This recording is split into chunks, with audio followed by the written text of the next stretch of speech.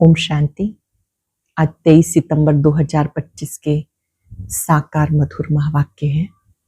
आज की मधुर मुरली में बाबा ने इस योग की विशेषता सुनाई। शिव बाबा ने आकर जो योग सिखाया है, इसे राजयोग कहते हैं। आत्मा का मिलन परमात्मा से होता है।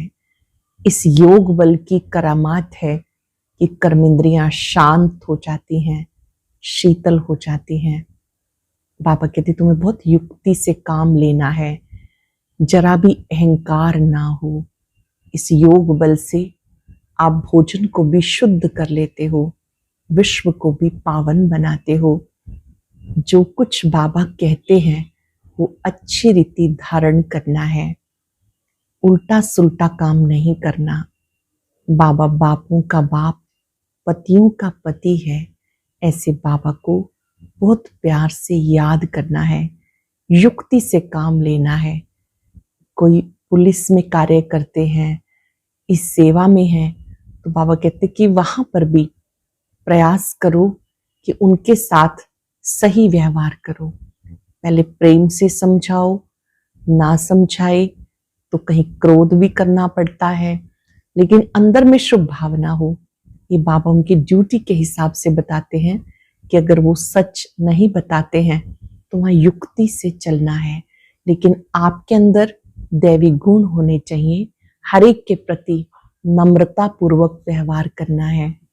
कुछ भी हो जाए, बाबा का दर, बाबा का घर हम नहीं छोड़ेंगे।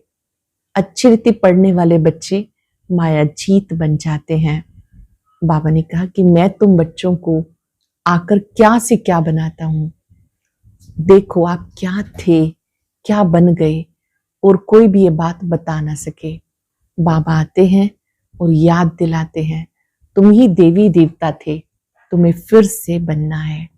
दिव्य गुणों को धारण करते देवात्मा बन जाएंगे, पुण्य करते करते पुण्य आत्मा बन जाएंगे। अभी तो चारों तरफ पाप है, पुण्य करने वाली आत्मा पुण्य आत्मा बन जाती है। सुनते हैं बाबा के मधुर बोल। बाबा कहते मीठे बच्चे, हर बात में योग बल से काम लो। बाप से कुछ भी पूछने की बात नहीं। तुम ईश्वरीय संतान हो, इसलिए कोई भी आसुरी काम नहीं करना। हर बात में योग बल से काम लो। बाप से कुछ भी पूछने की बात नहीं। तुम ईश्वरीय संतान हो, कोई भी आसुरी काम नहीं करना। क्वेश्चन है, तुम्हारे इस योग बल की करामात क्या है? यही योग बल है जिससे तुम्हारी सब कर्मेंद्रियां वश हो जाती हैं। योग बल के सिवाय तुम पावन नहीं बन सकते। योग बल से सारी सृष्टि पावन बनती है। इससे पावन बनने के लिए और भोजन को शुद्ध बनाने के लिए याद की यात्रा में रहो। पावन बनने के लिए, भोजन को शुद्ध बनाने के लिए याद की यात्रा में रहो। युक्ति से चलो, नम्रता से व्यवहार करो। ओम शांति।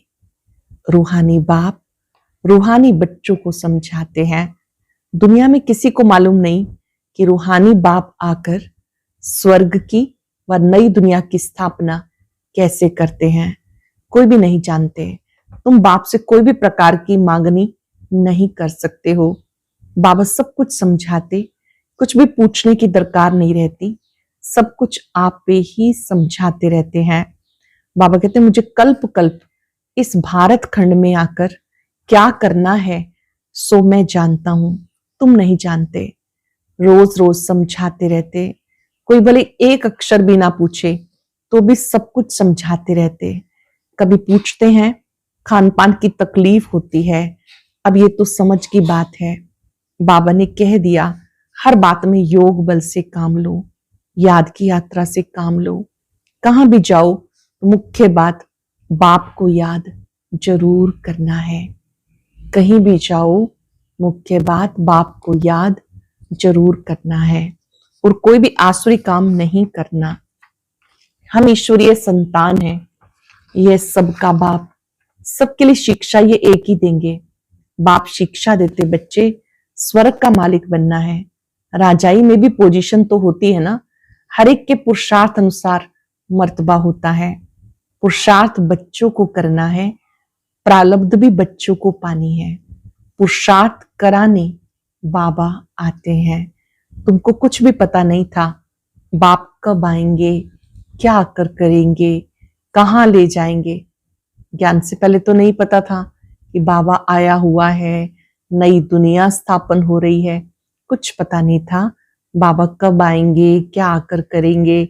बाप ही आकर समझाते। ड्रामा प्लान अनुसार तुम कहाँ से गिरे हो, एकदम ऊंच चोटी से। जरा भी बुद्धि में नहीं आता कि हम कौन हैं। अब महसूस करते हो ना, तुम्हें स्वप्न में भी नहीं था बाप आकर क्या करेंगे। तुम कुछ भी नहीं जानते थे। अब बाबा मिला, समझते हो ऐसे बाप के ऊपर न्योछावर जाना पड़े। जैसे पतिव्रता स्त्री होती है, पति पर कितना न्योछावर जाती है। चिता पर बैठने से डर नहीं होता, कितनी बहादुर होती है। आगे चिता पर बहुत चढ़ती थी, यहाँ बाबा तो ऐसी कोई तकलीफ नहीं देते हैं। भले नाम ज्ञान चिता है, परंतु जलने करने की तो कोई बात ही नहीं। बाबा बिल्कुल ऐसे समझाते जैसे मक्खन से बाल। बच्चे समझते बरोबर जन्म जन्मांतर का सिर पे बोझा है, कोई एक अजामिल नहीं, हर एक मनुष्य एक दो से जास्ती अजामिल है। मनुष्यों को क्या पता पास्ट जन्म में क्या क्या किया है। अब तुम समझते हो पाप ही किए हैं। वास्तव में पुण्य आत्मा एक भी नहीं है, सब है पाप आत्माएं। पुण्य करें तो पुण्य आत्मा बन जाए। पुण्य आत्माएं होती हैं सतयुग में। कोई ने हॉस्पिटल आदि बनाई, सो क्या हुआ, सीढ़ी उतरने से थोड़ा ही बच जाएंगे। चढ़ती कला तो नहीं होती है ना, गिरते ही जाते। ये बाप तो ऐसा बिलव्ड है जिस पर कहते जीते जी न्योछावर जाए। बाबा कितना प्यारा है जो कहते हैं जीते जी न्योछावर जाए, क्योंकि पतियों का पति, बापों का बाप सबसे ऊंच है। बच्चों को भी बाप जगा रहे हैं। ऐसा बाबा जो स्वर्ग का मालिक बनाते हैं, कितना साधारण है। शुरू में बच्चियां जब बीमार पड़ती थी, बाबा खुद उनकी सेवा करते थे। अहंकार कुछ भी नहीं। बाप दादा ऊंचते ऊंच है, कहते जैसा कर्म मैं इनसे कराऊंगा या करूंगा, दोनों जैसे एक हो जाते।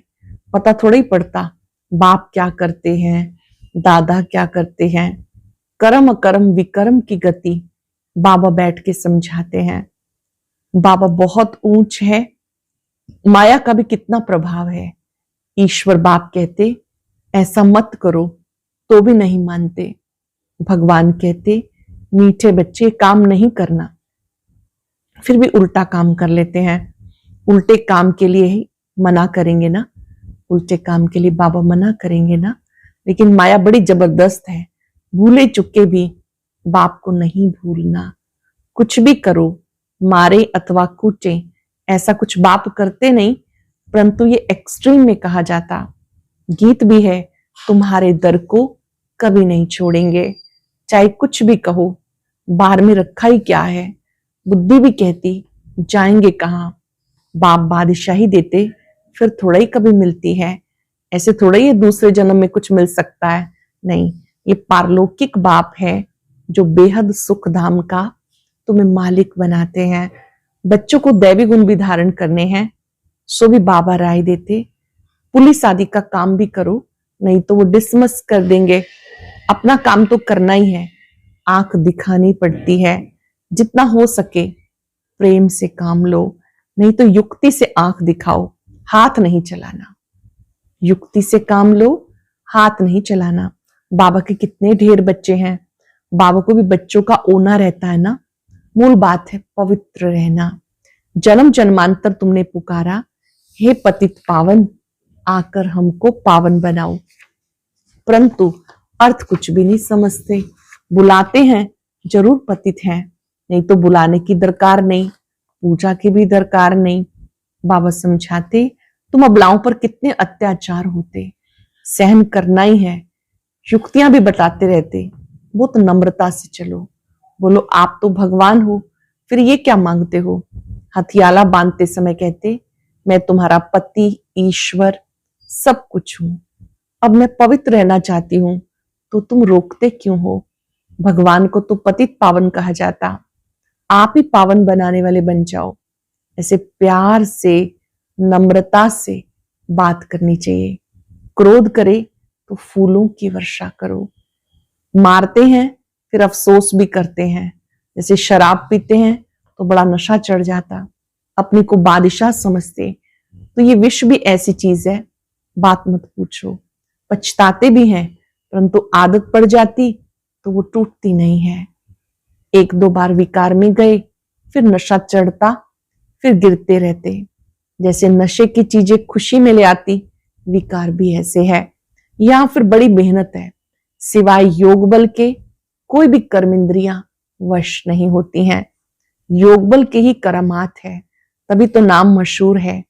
बाहर से आते हैं यहाँ योग सीखने, शांति में बैठे रहेंगे, घर बार से दूर हो जाते हैं। वो तो है आधा कल्प के लिए, आर्टिफिशियल शांति। तो किसको सच्ची शांति का मालूम ही नहीं। बाबा कहते बच्चे, तुम्हारा स्वधर्म शांत है। 5 सेकंड के लिए स्वधर्म में स्थित हो जाएं। मेरा स्वधर्म शांत। मस्तक से शांति की किरणें फैलती हुई अनुभव करें।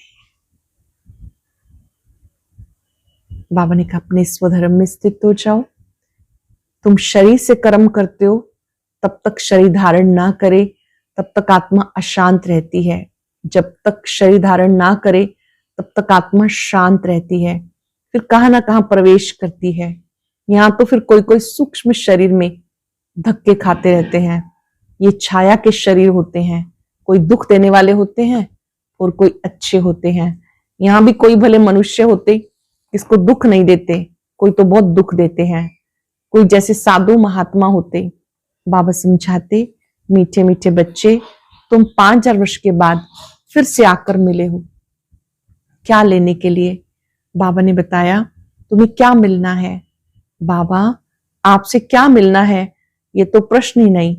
आप तो हुई हेवनली गॉड फादर, नई दुनिया के रचयिता, जरूर आपसे बादशाही मिलेगी। बाबा कहते थोड़ा भी कुछ समझकर जाते हैं तो स्वर्ग में जरूर आ जाएंगे। हम स्वर्ग की स्थापना करने आए हैं। बड़े से बड़ा आसामी है भगवान और प्रजापिता ब्रह्मा। जानते हो विष्णु कौन है? और किसी को पता नहीं। तुम तो कहेंगे हम आपसे घराने, इनके घराने के हैं। ये लक्ष्मी नारायण सत्युग में राज्य करते थे। ये चक्र आदि वास्तव में विष्णु को थोड़ा ही है, ये अलंकार ब्राह्मणों के हैं। शंख, चक्र, गदा, पद्म ये ब्राह्मणों के अलंकार है। अब ये नॉलेज है, सत्युग में थोड़े ये समझाएंगे। ऐसी बातें बताने की कोई में दरकार नहीं। तुम इस 84 के चक्र को जानते हो, इसका अर्थ कोई समझ ना सके। बच्चों को बाबा ने समझाया, बच्चे समझ गए। हम कोई अलंकार शोभते नहीं, हम अभी शिक्षा पा रहे हैं, पुरुषार्थ कर रहे हैं, फिर ऐसे बन जाएंगे। स्वदर्शन चक्र फिराते फिराते हम देवता बन जाएंगे। इस स्वदर्शन चक्र को फिराते हम देवी देवता बन जाएंगे। स्वदर्शन चक्र अर्थात रचयिता और रचना के आदि मध्यंत को जानना। सारी सृष्टि में कोई भी ये समझा नहीं सकते कि चक्र कैसे फिरता है। बाबा कितना सहज समझाते, इस चक्र की आयु इतनी बड़ी तो हो नहीं सकती। मनुष्य सृष्टि का ही समाचार सुनाया जाता कि इतने मनुष्य हैं, ऐसे थोड़ा ही बताया जाता कि कुछ कितने हैं, कि मछलियां आदि कितनी हैं। मनुष्यों की तो बात है, तुमसे भी प्रश्न पूछते हैं, बाबा सब कुछ बताते रहते, सिर्फ उस पर पूरा ध्यान देना। जो कुछ बाबा पढ़ाते हैं बहुत अटेंशन से पढ़ना है। बाबा ने समझाया, योग बल से तुम सृष्टि को पावन बनाते हो, क्या योग बल से खाना शुद्ध नहीं हो सकता? अच्छा, तुम तो ऐसे बने हो, फिर कोई को आप समान बनाते हो। अब तुम बच्चे समझते हो, बाबा आया है स्वर्ग की बादशाही फिर से देने के लिए, तो उसको रिफ्यूज नहीं करना। विश्व की बादशाही रिफ्यूज की तो खत्म। फिर रिफ्यूजी में जाकर पढ़ते हैं, किचड़े के डिब्बे में जाके पढ़ते हैं। ये सारी दुनिया है किचड़ा, तो उसको रिफ्यूज कहेंगे। इसी को ही, पुरानी दुनिया को बाबा कहते भूल जाओ, दुनिया का देखो कैसा हाल है। तुम तो जानते हो हम विश्व के मालिक बनते हैं। किसी को पता नहीं कि सत्युग में एक ही राज्य था, मानेंगे नहीं। अपना घमंड रहता तो फिर जरा भी सुनते नहीं, कह देते ये सब आपकी कल्पना है, कल्पना से ये शरीर आदि बना हुआ है, अर्थ कुछ नहीं समझते, बस ये ईश्वर की कल्पना है, ईश्वर जो चाहे सो बनते हैं, उनका ये खेल है। ऐसी बातें करते हैं, बात मत पूछो। अब तुम जानते हो बाबा आया हुआ है।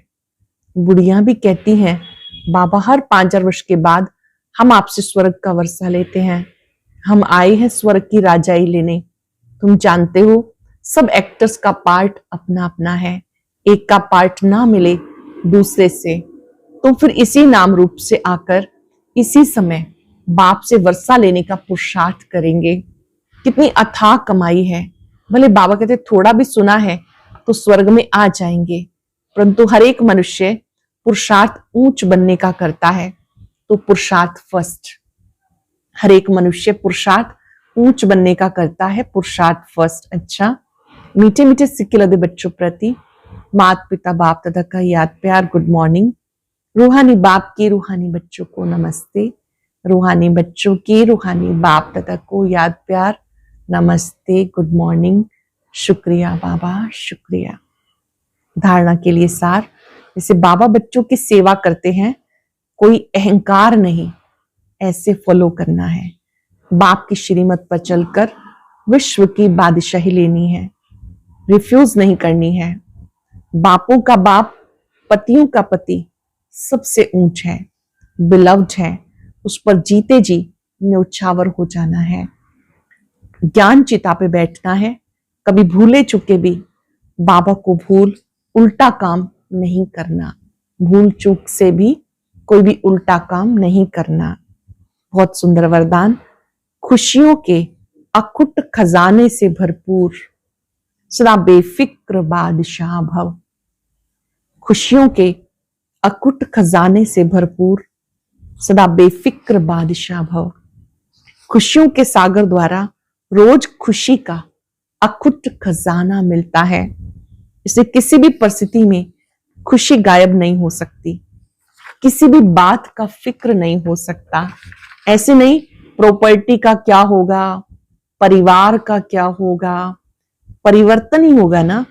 पुरानी दुनिया में कितना भी श्रेष्ठ हो, सब पुराना ही है, इसलिए बेफिक्र बन गए, जो होगा अच्छा होगा। ब्राह्मणों के लिए सब अच्छा है, कुछ भी बुरा नहीं है। आपके पास ये ऐसी बादशाही है जिसे कोई भी छीन नहीं सकता। ऐसे नहीं कि प्रॉपर्टी का क्या होगा, परिवार का क्या होगा, परिवर्तन ही होगा ना। पुरानी दुनिया में कितना भी श्रेष्ठ हो, सब पुराना ही है, इसलिए आप बेफिक्र बन गए, जो होगा सब अच्छा होगा। ब्राह्मणों के लिए सब अच्छा है, कुछ भी बुरा नहीं। आपके पास ये ऐसी बादशाही है जिसे कोई भी छीन नहीं सकता। स्लोगन है, इस संसार को अलौकिक खेल, परिस्थितियों को खिलौना समझ के चलो तो कभी निराश नहीं होंगे। इस संसार को एक अलौकिक खेल, परिस्थितियों को खिलौना मान के चलो तो कभी निराश नहीं होंगे। अव्यक्त इशारा। अब लगन की अग्नि को प्रज्वलित कर योग को ज्वाला रूप बनाओ। लास्ट और फास्ट पुरुषार्थ ज्वाला रूप का रहा, यही रहा हुआ है। पांडवों के कारण यादव रुके हुए हैं। पांडवों की श्रेष्ठ शान, रूहानी शान की स्थिति यादवों की परेशानी वाली परिस्थिति को समाप्त करेगी। पांडवों की श्रेष्ठ शान, रूहानी शान की स्थिति यादवों के परेशानी वाली परिस्थिति को समाप्त करेगी। तो अपनी शान से परेशान आत्माओं को शांति और चैन का वरदान दो। ज्वाला रूप स्थिति, लाइट हाउस माइट हाउस स्थिति को समझते हुए अब इसी पुरुषार्थ में लगे रहो। लाइट माइट हाउस स्थिति में इसी पुरुषार्थ में लगे रहो। आज हम सब अभ्यास करेंगे। खुशियों के खजाने से भरपूर मैं बेफिक्र बादशाह हूं। दुनिया में बहुत सारे बादशाह हुए, पर उन्हें कोई ना कोई फिक्र था। मैं शिव बाबा का बच्चा, खुशियों के खजाने का मालिक, बेफिक्र बादशाह हूं। मैंने अपनी चिंताएं बाबा को समर्पित कर दी है। जो होगा सब अच्छा होगा। सब कल्प पहले की तरह।